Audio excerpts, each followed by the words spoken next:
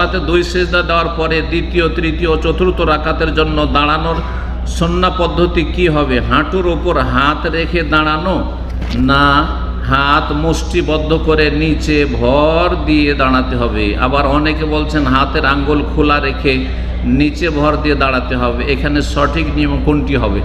3টি নিয়মের কথা বললেন।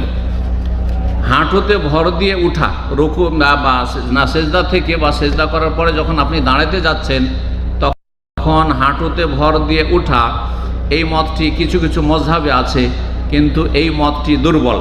সঠিক হচ্ছে যে ওঠার সময় জমিনে ভর দিয়ে উঠবেন, জমিনে ভর দিয়ে উঠবেন, এটা বেশি সহিহ হাদিস। যে যখন উঠতেন তখন হাত পরে উঠতো, হাঁটু আগে উঠতো, হাতে ভর দিয়ে উঠতেন।